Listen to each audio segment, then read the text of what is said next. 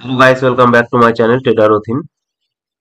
আজকে যে বিষয় নিয়ে কথা বলবো সেটা তোমাদেরকে আমি একটা লং টার্মের জন্য একটা পেনি স্টক সিলেক্ট করেছি, যেটা আমার খুব পছন্দের এবং আমার অ্যানালাইসিস অনুযায়ী স্টকটা কিন্তু ভবিষ্যতে গ্রো করার একটা ভালো সম্ভাবনা আছে। তাই সেই পেনি স্টকটা নিয়ে আজ কিন্তু কথা বলবো। কারণ হচ্ছে অনেকদিন হয়ে গেল যারা সুইং ট্রেডিং এবং ইনভেস্টমেন্টের লং টার্ম ইনভেস্টমেন্ট করতে চায় তাদের জন্য কোনো ভিডিও বানাতে পারিনি। তার জন্য আজকে একটা পেনি স্টক নিয়ে এসেছি। এই পেনি স্টকটা খুবই ভালো একটা স্টক এবং ফান্ডামেন্টালি খুবই স্ট্রং আপাতত। কিন্তু তোমাদের এই স্টকে যদি তোমরা অল্প একটু ইনভেস্ট করে রাখো ভবিষ্যতের জন্য, অর্থাৎ লং টার্মের জন্য, তাহলে কিন্তু সেটা গ্রো করার সম্ভাবনা রয়েছে। তার জন্য আমাকে যেটা করতে হবে, প্রথমে কি করব, স্কিনার ডট ইনে আমি চলে যাব। স্কিনার ডট ইন খুলে নিলাম। স্কিনার ডট ইনে আসার পর আমি কি করবো, এখানে লগ ইন করে নেবো। মানে এখন লগ ইন করে নিলাম। লগ ইন করে নেওয়ার পর আমরা এখানে স্ক্রিনসে ক্লিক করব। স্ক্রিনসে ক্লিক করার পর এখানে আমরা কি করব, যে কোম্পানিটা আমরা দেখবো সেটাকে সার্চ করব। ওকে, তো কোম্পানিটার নাম হচ্ছে তোমার কমফোর্ট কমফোর্ট ইনটেক লিমিটেড। ওকে, তো দেখো কোম্পানিটা সার্চ করে নিলাম, দেখতে পাচ্ছ তোমরা কমফোর্ট ইনটেক লিমিটেড। ওকে, মার্কেট ক্যাপিটালাইজেশন 383 কোটি, কারেন্ট প্রাইস 12 টাকা, স্টক পি 17 টাকা, বুক ভ্যালু 6 টাকা, আরও সিটা কমে আছে 6.53, যেটা আমাদের সুইং ট্রেডিং এবং ইনভেস্টমেন্টের ক্ষেত্রে ক্রাইটেরিয়া কি, আরও সি তোমার মোটামুটি 20-র উপরে থাকতে হবে। ঠিক আছে, কিন্তু যেহেতু এটা এটা পেনি স্টক, সেহেতু এখানে আমাদের সেটা আমরা দেখছি না, কারণ হচ্ছে আমরা স্টকের পুরো ফান্ডামেন্টাল অ্যানালাইসিস করে স্টকটাকে দেখবো। ওকে, প্রোমোটার হোল্ডিং 56.1%। ঠিক আছে, ডেপ্ট ইকুইটি দেখো একবারই নেই বললেই চলে, 0.07। ওকে, এবার যেটা দেখার সেটা হচ্ছে, দেখো আমরা নিচে চলে আসবো। নিচে এসে যেটা দেখবো সেটা হচ্ছে কোম্পানির প্রফিট অ্যান্ড লস, তো কোম্পানির সেলস। ঠিক আছে, সেলসে দেখো 15, কোম্পানির সেলস যেটা, সেটা 2013 থেকে এখানে আমরা দেখতে পাচ্ছি।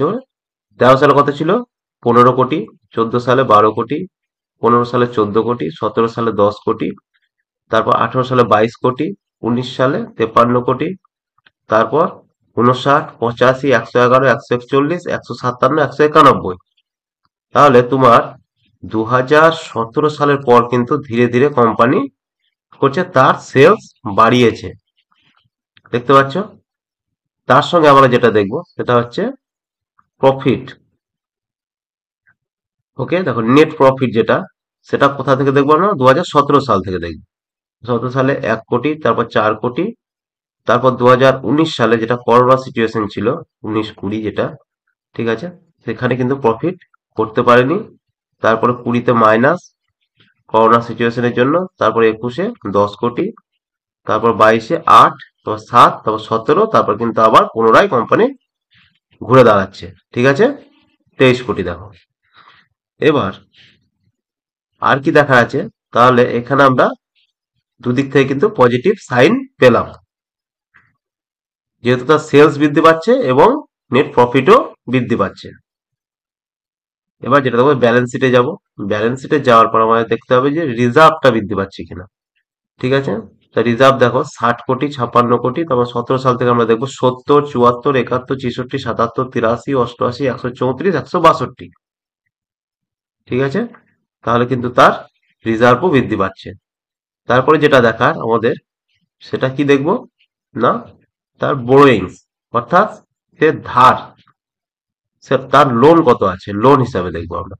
দেখো 2017 সালে ছিল 1 কোটি, তারপর 2 কোটি, তারপর 4 কোটি, 3 কোটি, 11 কোটি, তারপর আবার লোন পরিশোধ করেছে 3 কোটি, তারপর আবার নিয়েছে কিছু 9 কোটি, তারপর 29 কোটি 2024-এ, কিন্তু 2024-এর সেপ্টেম্বরে যেটা আমরা দেখতে পাচ্ছি সেটাতে কি আছে না 14 কোটি, মানে লোন আবার সে পরিশোধ করছে। লোন যখন পরিশোধ করছে তখন কিন্তু সে কোম্পানিকে আমরা কি করবো, গ্রিন সিগন্যাল দেবো। ওকে, এবার তার টোটাল অ্যাসেট অ্যাসেট বৃদ্ধি পাচ্ছে কিনা আমরা সেটাও দেখবো। 2017 সাল থেকে দেখো 106, 115, 121, 110, 140, 146, 167, 268, তারপর 262, তারপর তার অ্যাসেটও কিন্তু বৃদ্ধি পাচ্ছে। ওকে, তার ফিক্সড অ্যাসেট দেখো, ফিক্সড অ্যাসেটও কিন্তু 9, 9, 9, 8, 12, 12, 13, 47, 47, মানে ফিক্সড অ্যাসেটও কিন্তু তার বৃদ্ধি পাচ্ছে। সিডাব্লিউপিআই এখন কিছু নেই, ইনভেস্টমেন্ট হয়ে আছে। আদার্স লাইবিলিটিস যেটা, সেটা হচ্ছে ধরো একটা কোম্পানি, এটা বলে দিই, একটা কোম্পানি যখন কোনো একটা কোম্পানির জন্য যে র মেটেরিয়ালস কিংবা যাই হোক কিছু পার্টস, কোনো একটা কোম্পানি যেগুলো প্রয়োজন হয় সেগুলো যখন যার কাছ থেকে নিয়ে আসে, সেটা কিন্তু ধার বাকিতে হয়তো নিয়ে এলো, হয়তো সেটার দাম হলো হয়তো 1 কোটি টাকা, সে হয়তো 50,000 টাকা তাকে পে করলো আর 50,000 টাকা তার কাছে ধার থাকলো, সেই ধারটা তাকে দিতে হবে, সেটাকে বলা হয় আদার্স লাইবিলিটি সেটা। ওকে, এবার আমরা যেখানে যাব সেটা হচ্ছে হোল্ডিংসে। দেখো প্রোমোটার হোল্ডিংস 55 থেকে 2021-এ ছিল কত, এটা আমরা যদি ইয়ারলি দেখি, 2017-তে 53, 18-তে 54, 54, 54, তারপর কিন্তু প্রোমোটার নিজের কোম্পানির স্টেক নিজেই কিনছে, দেখো 56, 57, 57, 56। ওকে, আর পাবলিকের 46, 45, 45, 40। তারপর এখানে কিছু এফআইআইএস কিনেছে মিডিলে, এফআইআইএস কিন্তু কিছু হোল্ডিং রেখেছে 1.49, 1.49, ঠিক আছে। তার মানে 2020 থেকে সে কিন্তু কিছু হোল্ডিং নিয়ে রেখেছে। ঠিক আছে, তো মোটামুটি ফান্ডামেন্টাল দিক থেকে আমরা যেটা দেখলাম, তাহলে কোম্পানির সেলস বৃদ্ধি পাচ্ছে, কোম্পানির প্রফিটও কিন্তু বৃদ্ধি পাচ্ছে। ওকে, কোম্পানির রিজার্ভ বৃদ্ধি পাচ্ছে, কোম্পানির টোটাল অ্যাসেটও বৃদ্ধি পাচ্ছে। তাহলে মোটামুটি এখনো পর্যন্ত কোম্পানিটা কিন্তু ঠিকঠাক আছে। তাহলে কোম্পানি কি করে, কোম্পানি কোন সেগমেন্টে কাজ করে সেগুলো আমাদের জানার জন্য আমাদের কি করতে হবে, এই যে রিড মোড অর্থাৎ অ্যাবাউট এবং কি পয়েন্ট, এটা দেখতে হবে। তো রিড মোডে ক্লিক করতে হবে আমাদের, তার জন্য রিড মোডে ক্লিক করার পর এখানে আমরা দেখতে পাচ্ছি কোম্পানি কি করছে। 1994 সাল থেকে কোম্পানিটা চলছে এবং সে কি করছে, various goods and service and manufacture, বিভিন্ন পণ্য পরিষেবা করে, পণ্য পরিষেবার কাজ করে এবং সে মদ তৈরি করে। ওকে, আমি বলছি বলে তোমাদের যে ইনভেস্ট করতে হবে তা নয়, তোমরা নিজের অ্যানালাইসিস নিজেরা করবে, তারপরে কিন্তু এটা পড়ে থাকবে। ওকে, তার জন্য তোমরা এটা পুরোটাই পড়ে নিতে পারো, এটা পুরোটাই পড়ে নেবে, কোম্পানি কি করতে চায় না করতে চায় সমস্তটা এখানে পেয়ে যাবে। ওকে, এরপরে যেটা, সেটা হচ্ছে তোমরা যদি আরো ডিটেলসে জানতে চাও তাহলে তোমাদের কি হতে হবে, এই যে অ্যানুয়াল রিপোর্টস এখানে ফিনান্সিয়াল ইয়ার ক্লিক করবে। এখানে গেলে তোমরা কিন্তু, এখানে যখনই যাবে তোমরা কিন্তু এখানকার যে পুরো পিডিএফ ফর্মে কোম্পানির টোটাল কি কাজ করে না করে, কোম্পানি ম্যানেজমেন্ট কি বলছে না বলছে, টোটাল নোটস প্লাস টোটালটা এভাবে দেখো, এভাবে কিন্তু পেয়ে যাবে, তোমরা এগুলো কিন্তু পড়ে নিতে পারো। ঠিক আছে, এটা হচ্ছে কোম্পানি 2023-24-এ কিভাবে ছিল সেগুলো টোটালটা তোমরা কিন্তু এখানে এভাবে পড়ে নিতে পারো। ওকে,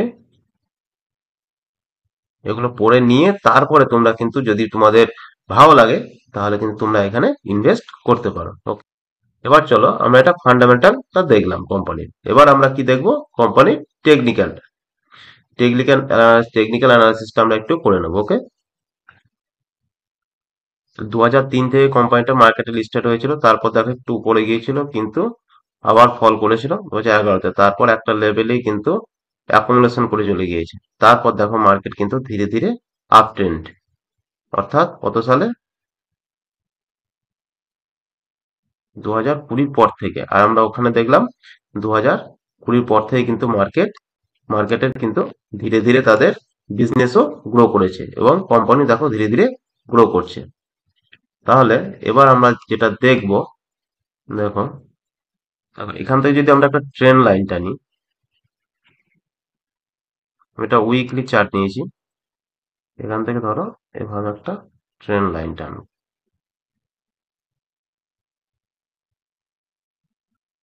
ওকে, তাহলে দেখো মার্কেট একটা ট্রেন্ডে চলছে। মার্কেট এখানে গিয়েছে,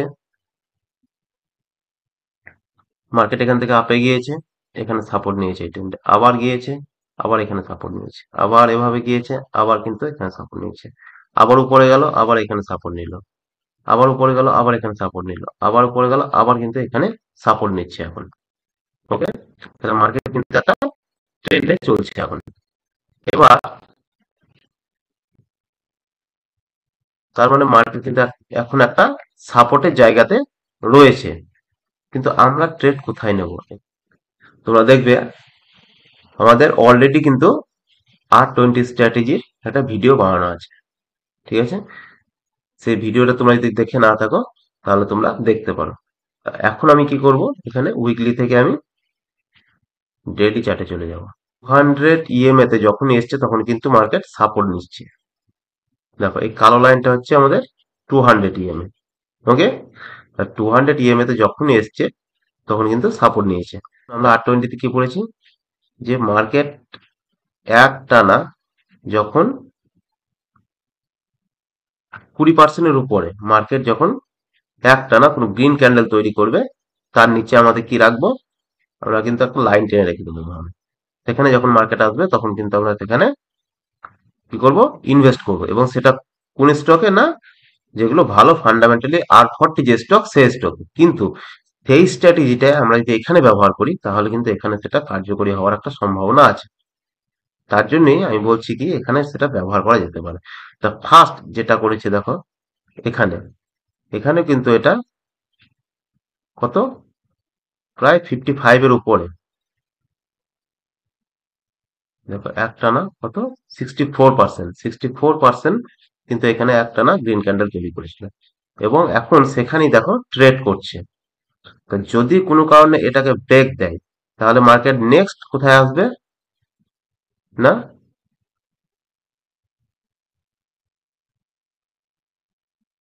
ঠিক এখানে। ওকে, এখানে আসার কিন্তু একটা সম্ভাবনা রয়েছে। তাহলে হয় এখানে আমরা একটু, যেহেতু আমাদের একটা স্ট্র্যাটেজি এখানে কাজ করছে, সেহেতু আমরা এখানে অল্প কিছু বিনিয়োগ করতে পারি। তারপরে যদি মার্কেট আবার এখানে আসে তখন কিন্তু আমরা আবার বিনিয়োগ সেখানে কি করব, না এভারেজ করতে পারি। ওকে, টেকনিক্যালি আমরা কিন্তু এই দুটো জায়গাতে এখন ইনভেস্ট করা যেতে পারে, এই একটা জায়গা আর এই একটা জায়গা। অর্থাৎ যখন আসবে মোটামুটি 9টা, 9:30টায়, 9:30টার মতো, তখন একবার করা যেতে পারে। আর এখন যেখানে আছে প্রাইস সেখানে 11:30টাকা মোটামুটি। ওকে, কিন্তু বর্তমানে মার্কেট কিন্তু এখন ডাউন ট্রেন্ডে, ঠিক আছে? কারণ এভাবে যদি একটা ট্রেন্ড লাইন টানা যায় তাহলে মার্কেট এখন ডাউন ট্রেন্ডে।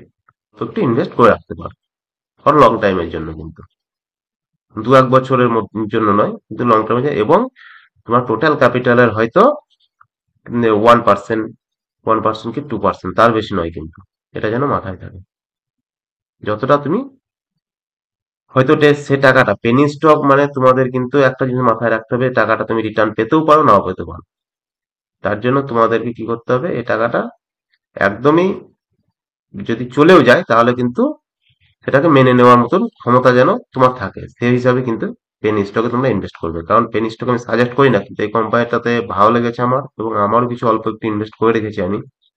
আমি যখন ফার্স্ট ইনভেস্ট করি এখানে, তখন আমি করেছিলাম 3 টাকার মতন। তখন স্টকটা চলছিল তোমার ঠিক এই সব লেভেলে। এই যে আমার একটা লাইন টানা আছে, এই যে ঠিক এই সব লেভেলে করেছিলাম। এই জায়গাটাতে, এই জায়গাটাতে আমি ফার্স্ট ইনভেস্ট করেছিলাম, সেকেন্ড ইনভেস্ট করেছিলাম অল্প একটু আবার এখানে, এই ক্যান্ডেলটা, এই জায়গা।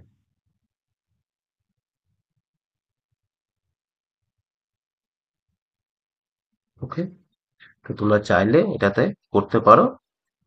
বর্তমানে দুটো পজিশন এখন, একটা হচ্ছে এইটা, আর একটা হচ্ছে এটা, ঠিক আছে? ওকে, ভিডিওটা কেমন লাগলো অবশ্যই বলবে কমেন্ট করে, এবং লাইক করবে, চ্যানেল সাবস্ক্রাইব করবে এই ধরনের ভিডিও পরবর্তীকালে পাওয়ার জন্য।